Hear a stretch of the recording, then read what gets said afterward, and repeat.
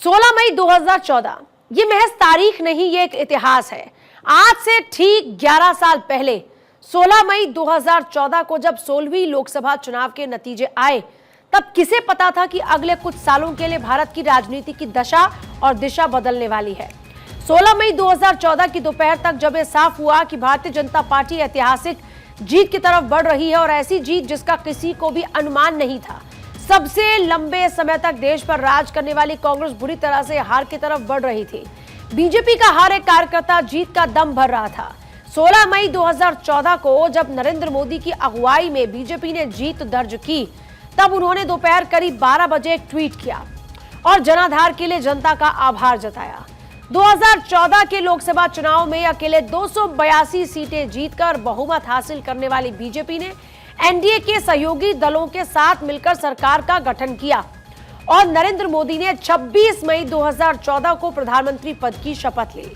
मोदी के पीएम बनने के बाद बीजेपी का जनाधार तेजी से बढ़ने लगा, यानी यूं कहें कि मोदी युग की शुरुआत हुई थी। और उसके बाद 2019 और 2024 में भी नरेंद्र मोदी की अगुवाई में सरकार ने बहुमत हासिल किया। इतना ही नहीं, सरकार में आने के बाद प्रधानमंत्री मोदी ने एक के बाद एक बड़े फैसले लिए, ऐसे फैसलों पर मुहर लगाई जो इतिहास बन गए। नरेंद्र मोदी के प्रधानमंत्री बनने के बाद से भारत लगातार बुलंदियों के शिखर पर पहुंच रहा है।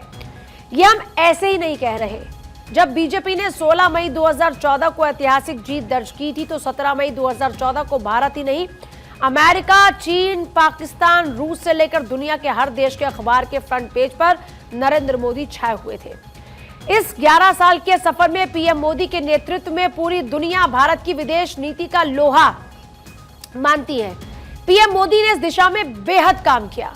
पिछले एक दशक में भारत ने अपनी कूटनीतिक छवि को बिल्कुल बदल कर रख दिया। इसका नतीजा है कि अधिकांश देशों के लिए भारत आज एक महत्वपूर्ण भागीदार है। 2014, 2019 और अगर 2024 की बात करते हैं, तो मोदी दौर के 11 सालों में बहुत से कार्य हुए।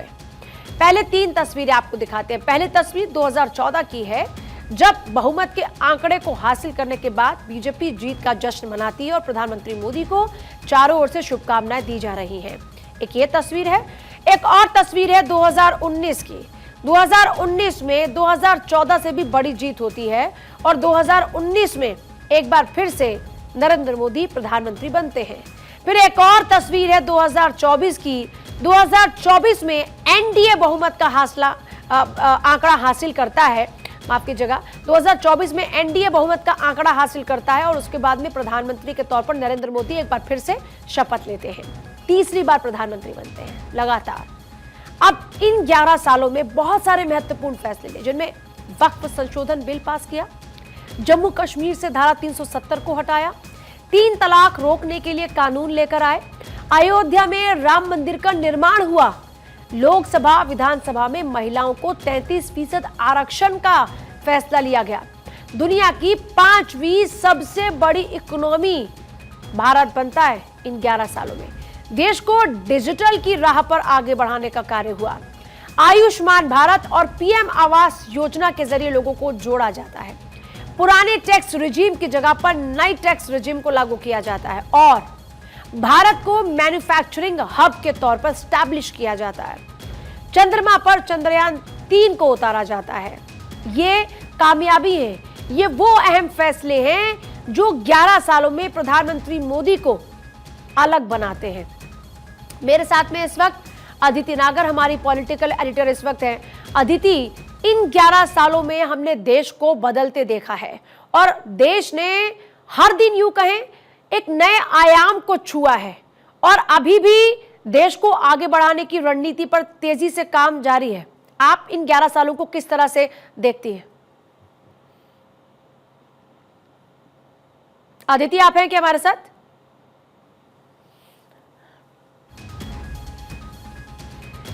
चलिए उनका रुख करेंगे, लेकिन एक बार जरा फिर से आपको बता दें, प्रधानमंत्री मोदी के इन 11 साल के कार्यकाल में बहुत से महत्वपूर्ण फैसले, जिनमें बेटियों को हक दिलाने की बात हो, 33% का महिला आरक्षण जो कि दशकों से लटका रहा, आखिरकार पीएम मोदी के कार्यकाल में पूरा होता है।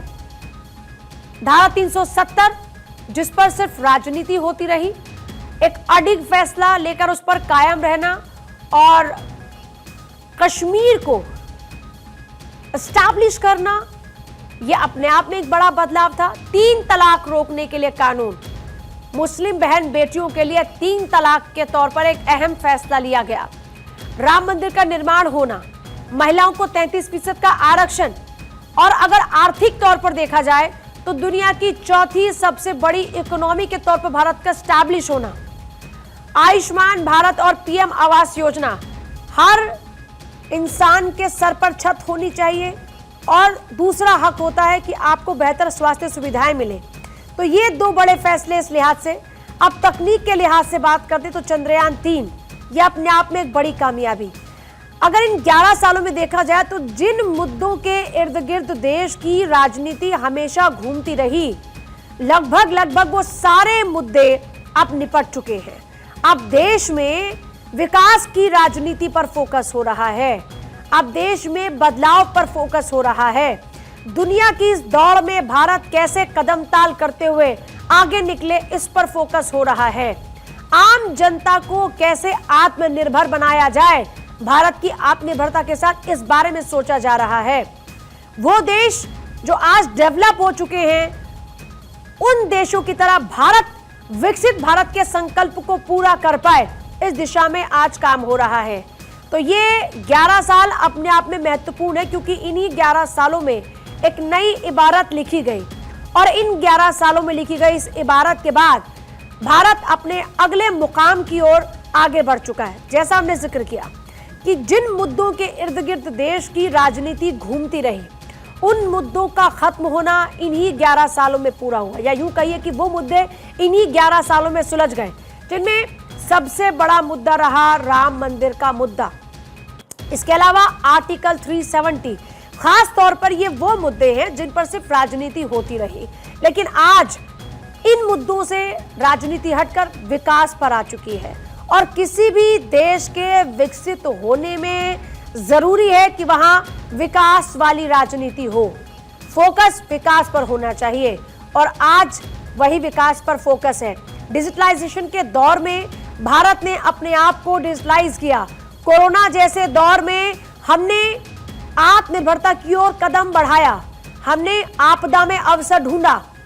अब कौन कौन से फैसले हैं वो आपको जरा एक बार टीवी स्क्रीन पर इन तस्वीरों के जरिए दिखाते हैं। सबसे पहले आपको वक्फ संशोधन बिल, वक्फ के जरिए अभी हाल ही में आपने देखा कि किस तरीके से जो मकसद है वक्फ का वो पूरा हो, यह सुनिश्चित करने के लिए संशोधन किए गए।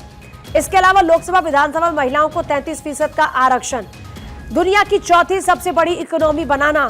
इसके साथ ही जो मुस्लिम बेटियां हैं, बहनें हैं, उनके हकों को संरक्षित करना, क्योंकि 3 तलाक के जरिए उनके हकों पर एक बड़ा ये कहिए कि आघात था। आखिरकार महिलाओं के लिए 3 तलाक कानून को लाना, और इससे जो मुस्लिम महिलाएं हैं उनका भरोसा प्रधानमंत्री मोदी की तरफ बहुत ज्यादा बढ़ा। 3 तलाक को रोकने के लिए कानून लाना, जिस कारण से जो मुस्लिम महिलाएं खास तौर पर उनकी पसंद बन गए मोदी। महिलाओं का एक विषय 33% आरक्षण, आपने देखा कि किस तरीके से वो एक बड़ा विषय बना रहा। इस पर सिर्फ राजनीति होती रही, सरकारें आती गई जाती गई, लेकिन यह विषय हल नहीं हो पाया। लेकिन अब यह विषय भी हल हो चुका है। अब आपके सामने अलग अलग तस्वीरें। पहली तस्वीर वक्फ संशोधन बिल जो भी हाल ही में पास हुआ। आर्टिकल 370, जम्मू कश्मीर से धारा 370 को हटाया जाता है, एक बड़ा परिवर्तन लाया जाता है। सीधे तौर पर एक संविधान की बात होती है, एक देश एक संविधान, और उस लिहाज से यह बड़ा फैसला था। 3 तलाक पर कानून बनाया, मुस्लिम महिलाओं को उनका हक दिलाया। अब कोई भी 3 तलाक कहकर उनको नहीं छोड़ पाएगा, यह सुनिश्चित कराया। राम मंदिर का निर्माण होता है, फिर महिलाओं को 33% आरक्षण का फैसला भी लिया जाता है इन्हीं 11 सालों में। लार्जेस्ट इकोनॉमी के तौर पर हम खुद को एस्टैब्लिश कर पाए, इस दिशा में कदम बढ़ाते बढ़ाते हम चौथे पायदान पर आ गए, और चौथी बड़ी अर्थव्यवस्था के तौर पर भारत आज एस्टैब्लिश हो चुका है। हमने आज दुनिया में जो डिजिटलाइजेशन है उस दौर में कदम बढ़ाया, और देश में हमने डिजिटल युग को देखा। आज सब्जी वाले के पास में भी यूपीआई है, ये अपने आप में एक बड़ी अचीवमेंट है। आपने देखा कि इससे ट्रांसपेरेंसी, दूसरा कन्वीनियंस, ये एक दो फैक्टर है जो बहुत ही लोगों को पसंद आए। आयुष्मान भारत योजना, स्वस्थ रहने का और सर पर छत होने का अधिकार हर किसी के पास है, सरकार ने इसको समझा और आयुष्मान भारत योजना के जरिए आम आदमी को इस योजना के साथ जोड़ा ताकि सभी को बेहतर स्वास्थ्य मिले। नई टैक्स रिजीम को लागू किया, मैन्युफैक्चरिंग हब के तौर पर भारत को एस्टैब्लिश करने पर फोकस किया जिससे भारत की इकोनॉमी में ग्रो हो। चंद्रमा पर चंद्रयान 3 हमारी एक और बड़ी कामयाबी। अदिति नागर हमारी पॉलिटिकल एडिटर इस वक्त है। अदिति, आपने इससे पहले की सरकारों को भी देखा और इन 11 सालों को भी देखा, इन 11 सालों की सबसे बड़ी विशेषता आपको क्या लगती है? देखिए, दो बड़ी बातें हैं इन 11 सालों में। आपने एक लंबी फहरिस्त 11 बड़े फैसले सुनाए और जाहिर तौर पे इतिहास में उसका नाम रहेगा, लेकिन आपने देखा कि किस तरीके से वैश्विक स्तर पर भारत को देखने का जो नजरिया बदला है, उसने भारत की आवाज, वैश्विक सम्मान है, उसको बदला है। ये एक अपने आप में बड़ी बात है। और दूसरी बड़ी बात है, ये दो चीजें। दूसरी बड़ी बात है कि कैसे अगर कोई हमको आंख दिखाएगा तो हम उसको घर में घुसकर मारेंगे। ये दो ऐसी बातें हैं जो इतिहास गवाह है कि याद रखी जाएंगी कि ये जो दौर था पूरे 11 साल का, उस दौर में एक समय पहले जब हम अमेरिका जाते थे, लंदन जाते थे, तो किस तरीके से भारतीयों को देखता था, और एक जब आज भारत का कोई स्टूडेंट है, भारत में कोई नौकरी करने दूसरे देश में जाता है तो कैसे देखा जाता है। और दूसरी बड़ी बात है कि कोई भी बड़ा देश हो, चाइना भले ही पाकिस्तान के कंधे पर बंदूक रखकर जो है भारत को डिस्टर्ब करने की प्रयास कर सकता है, लेकिन जब जवाब दिया जाता है भारत की तरफ से तो समझ आता है। और देखिए, कोई बहुत दूर जाने की जरूरत नहीं है। डोनाल्ड ट्रंप एक विम्सिकल नेता है, उनको सब जानते हैं, लेकिन फिर भी देखिए, कल जो डोनाल्ड ट्रंप का एक यूटर्न का बयान आया, वो भी भारत की एक टैक्टिकल और जो स्ट्रेटेजिक और बायलैटरल जैसे बोलते हैं कूटनीतिक की जीत है। तो इन सबको अगर इधर भी कर दे तो ये दो महत्वपूर्ण बातें हैं जो भारतीयों का सीना चौड़ा कर देती हैं। और दूसरी बड़ी बात है, इसमें कोई डाउट ही नहीं है कि जो 370 का फैसला होने के बाद आज कश्मीर के लोग हमले के बाद किस तरीके से उसकी निंदा कर रहे थे, गुस्सा कर रहे थे, ये भावना जो कश्मीर के अंदर एक जो अभिन्न अंग वाली जो थी भावना, जो ये था कि सब एक है, भारत का ही हिस्सा है कश्मीर। पहले था कि कश्मीरी खुद को भारत का हिस्सा नहीं मानते थे, और अब आप देखिए कि कैसे किस तरीके से वो खड़े हुए साथ आतंकवाद के खिलाफ। तो ये एक बहुत बड़ा बदलाव, ये भले ही 370 के बाद बहुत लंबे समय और बहुत तब्दीलियों के बाद आया। उसके अलावा आप देखिए 3 तलाक और 3 तलाक का कानून, किस तरीके से जो महिला सशक्तिकरण का जो जिक्र होता है, पहले दिन शौचालय को लेकर कैसे शौचालय आपको याद होगा, उसके अलावा आप देखिए कि चूल्हे को कैसे गैस कराई गई, और फिर आखिरी 1 हफ्ते पहले तक कैसे जो कुरैशी हैं उन्होंने जो प्रेस कॉन्फ्रेंस करी, या जो महिला पायलट फाइटर जो नजर आई, ये महिला सशक्तिकरण का एक अनोखा एग्जाम्पल पिछले 11 सालों में आपने देखने को मिला है। फिर देखिए राम मंदिर, ये आस्था से जुड़ा मसला था, और 10 को हमने शायद बचपन में जब पढ़ाई करते थे तब अयोध्या से हर बार इस बात का जिक्र होता था। और अब आप देखिए 2 खूबसूरत बातें, एक तो राम मंदिर बना, वो तो है ही खूबसूरत, और वहीं अयोध्या में विश्व की सबसे बड़ी, जैसे कहते हैं, मस्जिद बनने जा रही है, जहां पर सबसे बड़ी कुरान रखी जाएगी। तो ये हर धर्म का सम्मान किया जा रहा है। लेकिन हाँ, जो एक भारत में जो 85% हिंदू रहते हैं, उनका जो एक आस्था सम्मान से जुड़ा विषय था कि उसी जगह जहां पर रामलला का जन्म हुआ, उसी जगह उनका मंदिर बनना चाहिए। तो वो जो आपने कहा कि आपने पुरानी सरकारें देखी, हाँ हमने पुरानी सरकारें देखी और हमने इस मसले पर बयानबाजी देखी, प्रयास देखे, लेकिन जो फर्क आया वो नरेंद्र मोदी ने दिखाया। फिर आप देखिए कि पांचवी सबसे बड़ी अर्थव्यवस्था, और कई बार ये जिक्र होता है कि सीज फायर क्यों हो गया, कई बार ये होता है कि हम अभी भी पीओके पे बात कर रहे हैं, वाटर ट्रीटी को हमने स्थगित ही रखा है, लेकिन सीज फायर की क्या जल्दी थी। तो बात यह है कि भारत एक बढ़ती हुई अर्थव्यवस्था है, 5वीं अर्थव्यवस्था से 3वीं अर्थव्यवस्था पर जाना है, प्रधानमंत्री का एक लक्ष्य है, और जब भी कोई भी देश युद्ध में होता है वो पिछड़ता चला जाता है। और भारत के 140 करोड़ लोगों की जो ताकत है, उसके साथ साथ आगे बढ़ते रहना ही निरंतर सबसे महत्वपूर्ण है। अगले 1 दशक में भारत को का स्थान अलग होना चाहिए। तो जाहिर तौर पर भारत युद्ध में उलझना नहीं चाहता था, पर हाँ, आगे भी कोई गलती होती है पाकिस्तान से तो कार्रवाई जरूर करेगा, उसके लिए तैयार है। तो 5वीं अर्थव्यवस्था से 30वीं अर्थव्यवस्था बनना। दूसरा कि अब भारत रोते हुए अमेरिका के पास नहीं जाता कि देखो पाकिस्तान ने क्या किया। अब भारत आई टू आई बात करता है, चाहे वो फ्रांस हो, अमेरिका हो, यूरोपियन यूनियन हो, कहीं पर भी। अब वो ये स्थिति नहीं रही कि हम पाकिस्तान से अमेरिका से गुहार लगाएंगे कि पाकिस्तान को समझाओ। दूसरी बड़ी बात है, ये सारी बात है। फिर एक डिजिटल, अभी कुछ देर पहले जब आपसे मैं बात कर रही थी, उससे पहले मैंने अभी डिजिटल पेमेंट किया है केवल 21 रुपए का।